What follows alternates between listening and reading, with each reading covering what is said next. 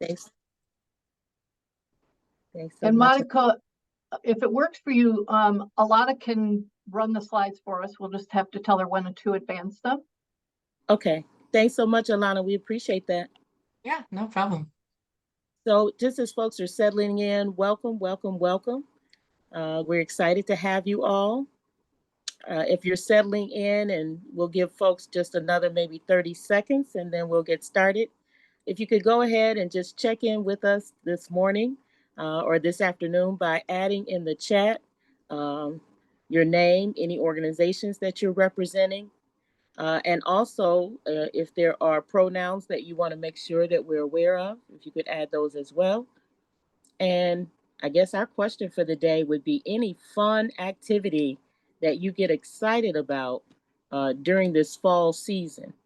Any fun activities that you get excited about during this fall season. And Alana may help me out by putting that in the chat as a question. Thank you, Alana. And so as folks are answering that question with your name, any organization you may be representing or community, and any pronouns, and then any fun activity this time of year that brings you joy and brings a smile to your face. All right. So as folks are settling in, first of all, let me introduce myself. And today we have some exciting folks that I've partnered with and been friends with for quite a while. My name is Monica Lewis Patrick, and I am the president and CEO of We the People of Detroit. And I'm also a founding member of the WEL Coalition. And the WEL Coalition is Water Equals Life Coalition, the Water Equals Life Coalition. And I'm going to pause for a minute there and pass it off to my friend and my comrade, Jill Ryan. Jill, will you introduce yourself, please? Absolutely. Thank you so much, Monica. I am Jill Ryan, Executive Director of Freshwater Future and Freshwater Future Canada, and also a founding member of the WEL Coalition. Really very pleased to be a part of this coalition with We the People of Detroit and the National Wildlife Federation. And really happy to be here with all of you today. I'll turn Thanks so much, Jill. Appreciate you. So Alana, if you can cue up our slides, and we're just going to get right into it. We want folks to feel comfortable, feel free. If you have questions, please raise your hand. If there's something really burning and we're in the middle of explaining something, you can also add it to the chat. We want this to be an interactive dialogue because we know that many of you already know the urgency of the issue, but really the conversation we want to get into is what can we do about it? So as we've explained, we represent the WEL Coalition, which is Water Equals Life Coalition. We are the founding members, myself, along with Jill Ryan and Freshwater Future, We the People of Detroit, and the National Wildlife Federation. But the coalition has grown over the last few months. And so we're super excited about that growth. And many of you have been a part of that growth. So thank you for joining us today. The next slide, please, Alana.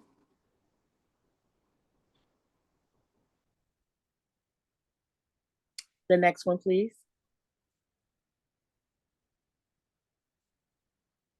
Is it not working?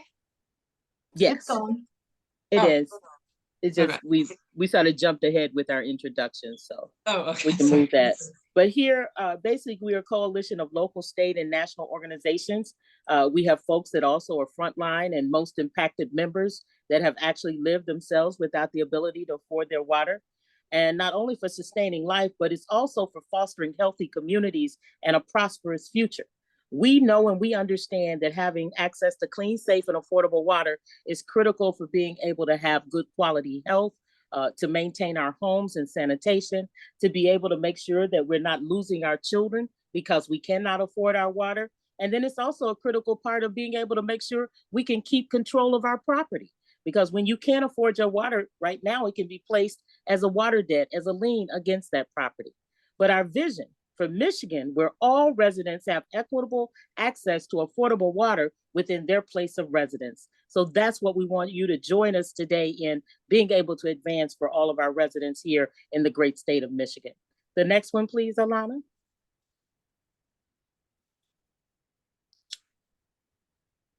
And so I'm going to pass it at this point to Jill to talk about some of the water security challenges that we're facing in the state of Michigan. Yes, thanks, Monica. So, you know, as we talk about this, and Monica is so good at getting us to the point of thinking about what this really means for people. That's really what we want to be able to explain to the public, and particularly to legislators. And when you look at the inflation adjusted average cost of water, it's increased 188% on average, obviously, since 1980. So that's a huge jump. And in some places, up to 320%. So water costs are going up astronomically. And if your income isn't matching that, and most aren't, then you really have an affordability issue. Some Michiganders we know are paying upward of 25% of their household income just for water access. And when that is happening, you obviously are making choices between where you can spend your money. If you can't access water without a quarter of your household income going to that, your choices about food, healthcare, heat, all become very, very difficult. And at the same time, we also know that water rates across the country are going up astronomically. Although Michigan, unfortunately, is in the lead, we're being followed by other states. And there's at least one study showing that as of now, a third of us actually can't have affordable water bills. Our water bills are higher than what the United Nations and US EPA would qualify as an affordable bill. So less than a total of less than 4.5%. And we would like to see it down to 3%. So the challenges are many. Next slide, please, Alana.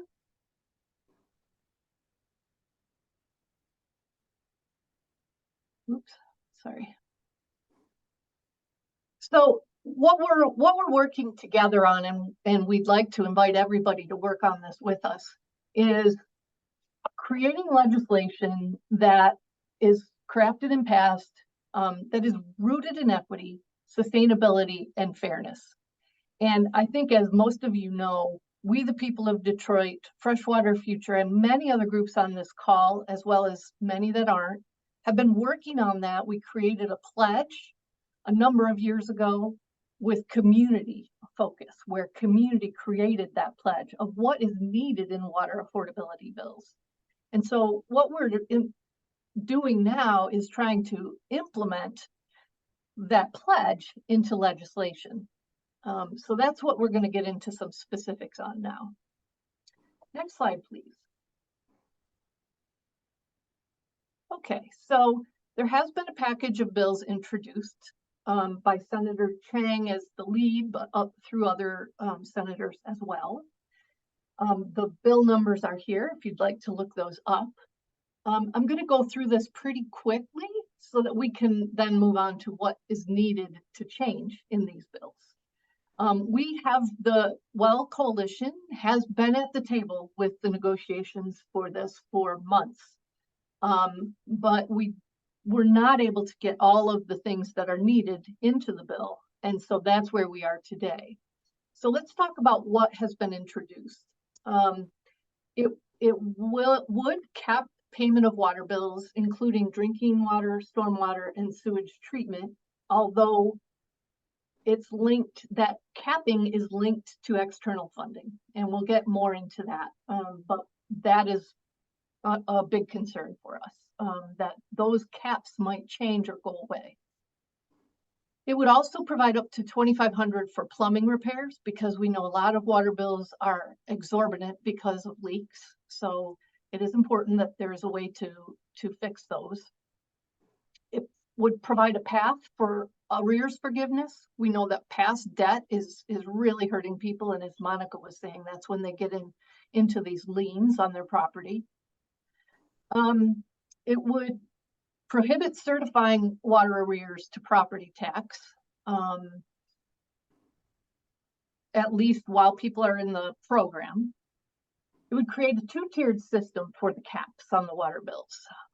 So 3%, no more than 3% of household income for those between 200% of the federal poverty level and 135.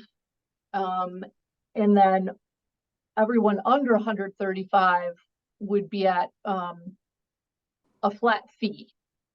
So this is what's been introduced. This isn't what we want to see, but this is currently what's there.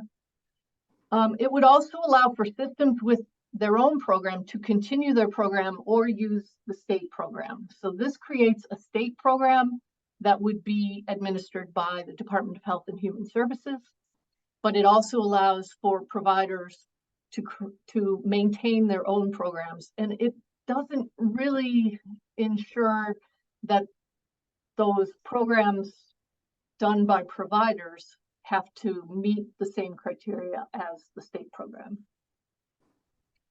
It would create a funding mechanism by charging a $2 flat fee per meter every month. So everybody that is above 200% of the federal poverty level would pay that $2 per meter fee across the state, and that would be put into a fund where then people, basically that would pay for the program.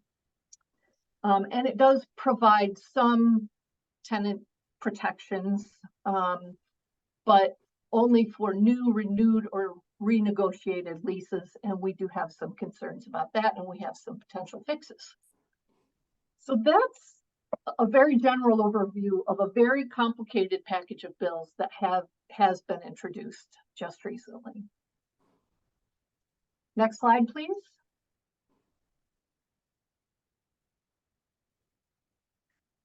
All right, so with that package, what could be some of the impacts to low-income residents?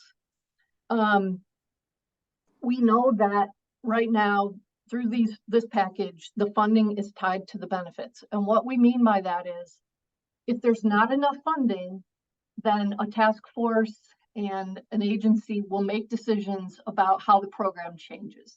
So even though there's supposed to be a 3% cap and a 2% cap, those caps could change or even be removed.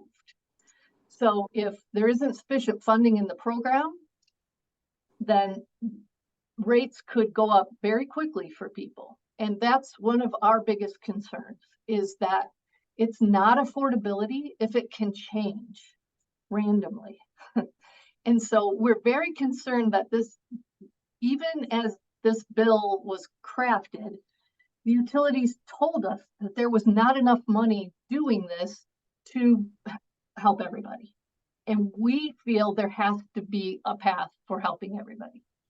So that's one of the big things. If a bill was capped at 3% and next month there's a decision that we don't have enough funding, so we're raising that cap to 5%, and even 10% was discussed, that really would hurt a family who has come to rely on it.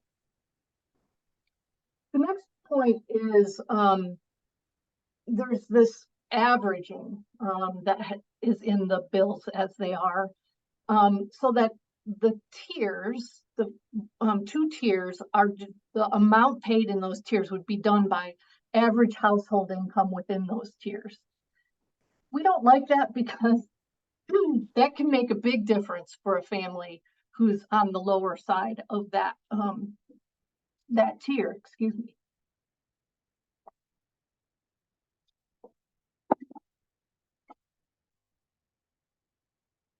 So we want to make sure that these things are individualized rather than average. I'm sorry. Could you take over for a minute, Monica? Yes, no problem, Jill. And so as we look at the water bills determined by average of household, that was one place of concern. But then also, as we're concerned about tenants, we know a couple of things there. One is that in communities, especially urban communities where they have an older housing stock, where you may have a higher concentration of renters, or an older concentration of renters, then the agreement as it stands would only apply to those that are new leasers or those that are willing to renew or can renew their lease or are in a month to month where they have the ability to negotiate under new conditions. And so we are concerned that it's going to leave out a large number of tenants that need desperately these protections. We're also, as you look at water shutoffs and the limitations there, in the package, there's a couple of areas that we are concerned about. We're concerned about the very narrow focus on health protections in terms of shutoffs. Right now, the way the legislation is reading, those protections apply to persons with a health condition that requires them to actually use equipment or some apparatus. And of course, we all know people that are severely ill that are in dire need of water for treatment, wound care, and other issues that may not have an apparatus, but they desperately need water. And so we are working to put amendments in place to broaden that limitation. We also think that there needs to be attention paid to the fact that there may be households with underage children. And so therefore, for nursing mothers and even mothers that are preparing formula, they must have access to water. And then, of course, the list extends even there to elders. Some of our elders may not be on machines, but they will desperately need water to be able to take their medications. And if you're anything like my grandmother, she was at the late stage of her life taking about 30 to 35 pills per day, which means there's a lot of digesting that has to happen there, and water is desperately needed in those situations. And so I'll stop there and see if Jill's ready to take back over. Thank you so much, Monica. Sorry about that. No worries. Glad you're okay.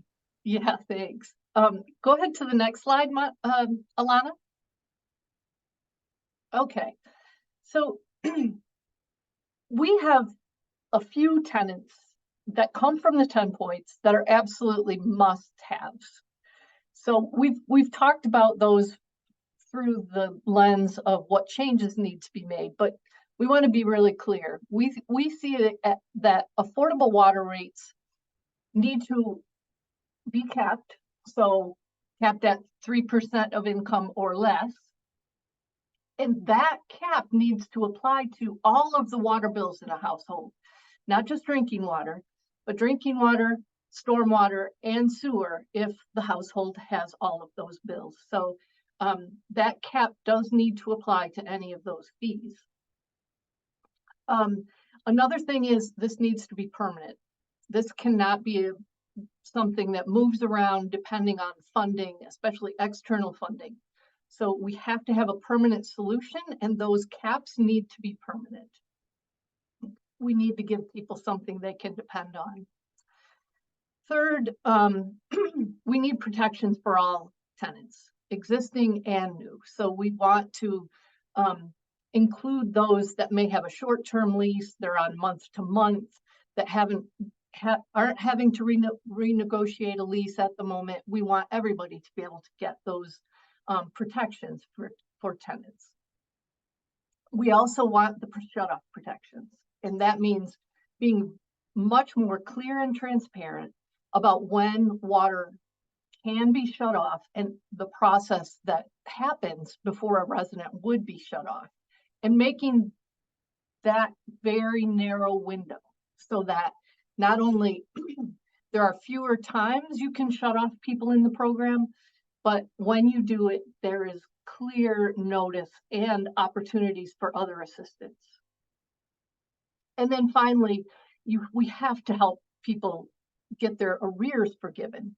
Some of these bills become tens of thousands of dollars, and that's primarily not for water service, it's for fines and fees. So we need to have that forgiven. And currently as written, the bill would do that, but because the bill is currently tied to the funding mechanism, it's unclear what would happen if there's too much demand, and we think there would be a lot of demand. So getting arrears forgiveness and separating that from the funding mechanism is really critical. And so those are the 5 sort of must-haves that we want to make sure are firmed up in this legislative package. I'm going to go to the next slide, and I think I'm going to hand it back to you at this point, Monica. Oh no, this is my slide. I apologize. So the road ahead, where are we right now? The bills are currently assigned to committees. In the Senate, you can see it's Housing and Human Services Committee. In the House, the Natural Resources, Environment, Tourism, and Outdoor Recreation. Could move both committees pretty quickly. Obviously, the legislature is in a short-term mode right now with elections coming and other things. And so they're trying to finish business very quickly. So we're thinking that this could all happen in the next few weeks, possibly, and we need to be in there in the fight. We are currently working to get amendments offered in both chambers to strengthen the bills to create a true water affordability program. We're working to finalize those amendments to make them meet the 10 must-haves in the water affordability pledge and the 5 that we just went over. So we need all of you. We need your help to make sure we can get there, and we make sure that this package, when it does go through, provides the protections we know people need in Michigan. And with that, I will turn it over to you, Monica. Next slide, please, Alana. Thanks so much, Jill. That was wonderful in terms of really synthesizing a lot of information. And of course, this has been 7 months of a work group with Senator Chang, and we're very grateful for her leadership, but also as advocates that have been working on water affordability for a long time and deeply connected to a legacy that has been fighting for the human right to water and affordable water, not only in Detroit, but across the state of Michigan and the nation for quite some time. I believe everyone on this call understands the urgency of the moment that we're in. I know that you understand the importance of community voice and making sure that we're not just getting good legislation, but we're getting the legislation that the people need and deserve.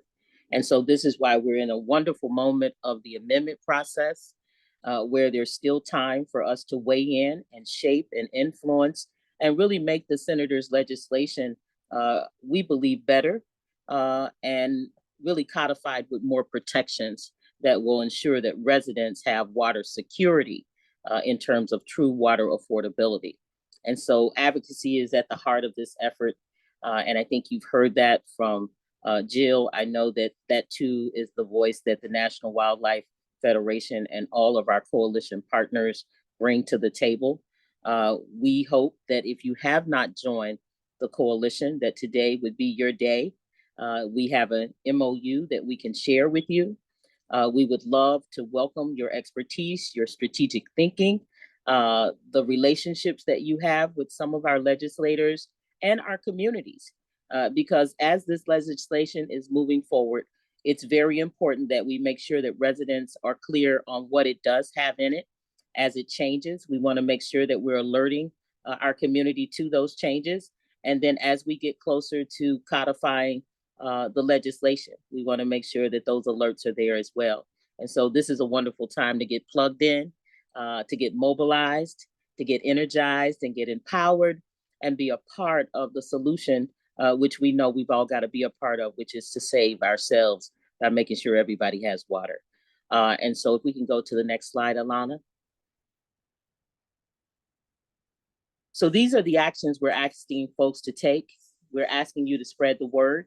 And if you're needing support with letters or follow-ups or follow-up meetings or people needing more explanation or a presentation about the legislation, please contact Christy Myers. Christy Meyer is our statewide director on the campaign, and she's doing an amazing job. And her email address is there, Christy at Freshwater Future, Kristy, Christy at Freshwater Future, for any kind of spreading the word, coordination, presentations. Oh, thanks, Toriel. Appreciate that. And then join the coalition.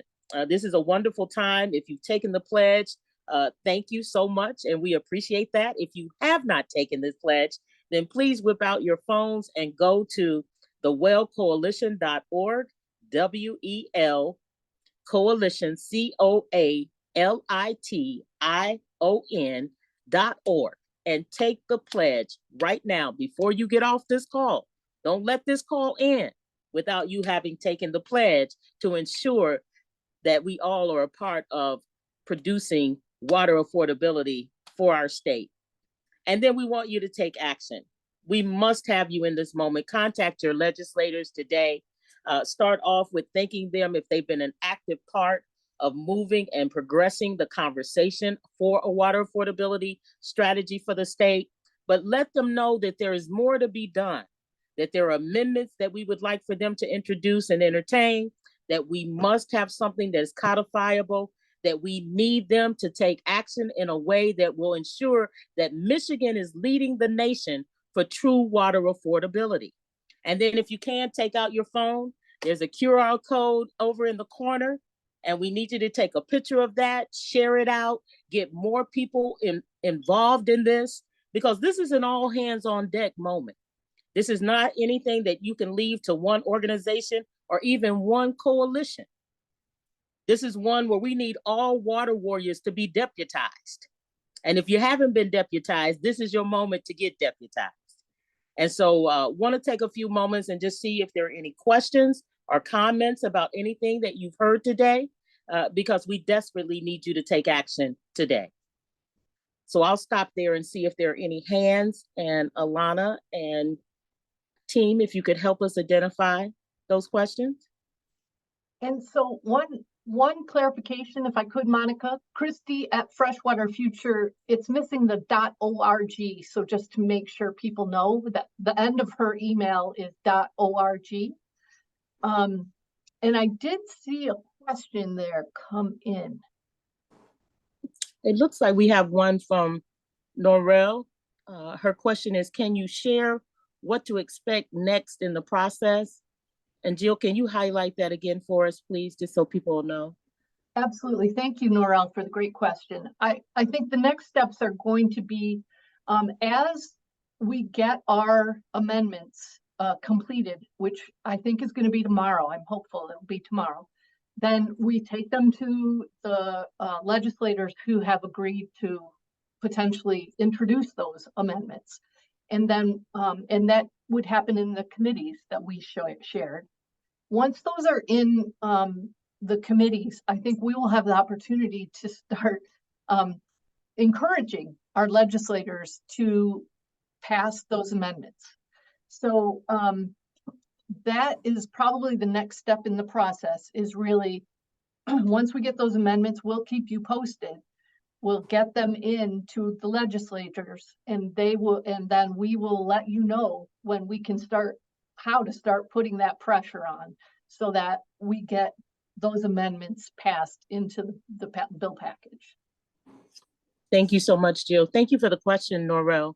I see a question from Cecily McClellan. We call her the GOAT, one of the best that does it in terms of fighting for water affordability. And Cecily's question is, will there be any public hearings? I don't know. I don't know that there will be. There may be hearings in the legislature, but that is really up to committees. And right now, things are moving very slowly, but it'll have to go quickly in the next couple of weeks, because the legislature is trying to dismiss itself before the end of October. So it's hard to say whether we'll have those any hearings, but we will certainly let you know if there will be. Thank you so much, Jill. That's another reason to use that QR code. It puts you on the WEL Coalition list, and then we know to send you this information. Yes, thank you for that shameless plug. We need it. Thank you so much. And thank you, Alana, for putting in Christy's correct address for any emails. Are there any other questions regarding anything that you've heard today? Question I have here, it says, what can we do in the meantime, now to let our lawmakers know that we must have, sorry, I didn't, okay, thank you. I didn't see the last part. These amendments. Thank you, Tiana, for the question. Jill, you have any thoughts? I do think that at any point you can talk to your legislator. So the take action that you see there will take you through a system that will connect you to who is your legislator and allow you to send off an email with. And what I would talk to them about is this is not a perfect package of bills as currently introduced. We know there should be amendments coming, and we really want you to pass those amendments. So you don't have to be specific yet.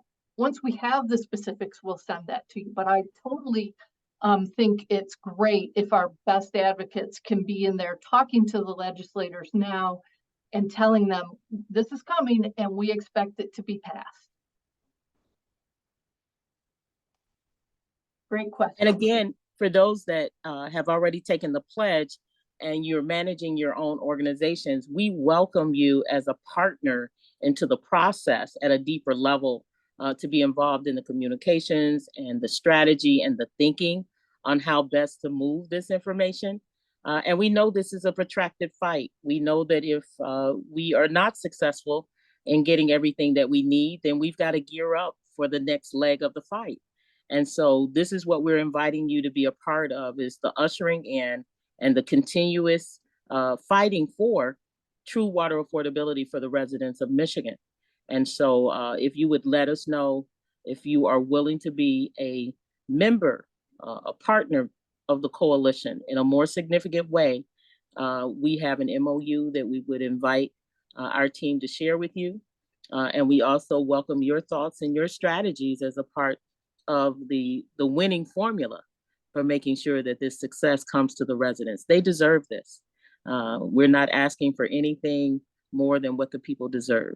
And we believe that every human life deserves access to water that is clean, safe, and affordable.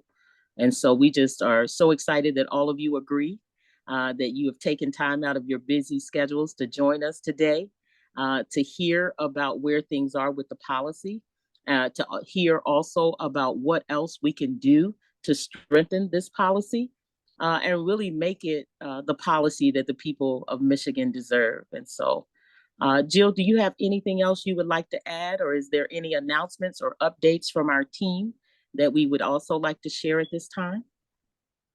Well, for me, I just want a huge thanks to you, Monica. Great to be here with you today. And I know you're busy and traveling, so thank you. Thanks to the teams that put this together.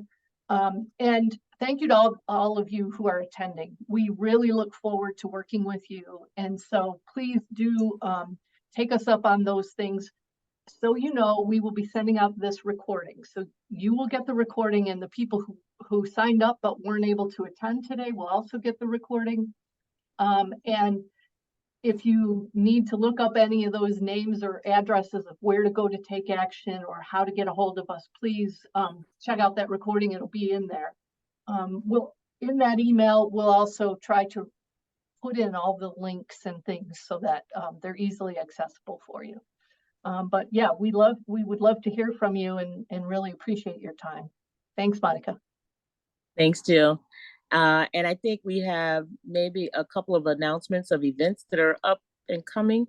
Tiana or Taylor, do you want to announce the event on October the 19th in collaboration with Imagine a Day Without Water Day? Sure. Thank you so much, Monica. Yeah, We the People of Detroit is kicking off our 15th anniversary. And we're super excited about that at our Art is Revolution event, which will be hosted in Detroit at Spotlight, also known as Cairo Cafe during the day.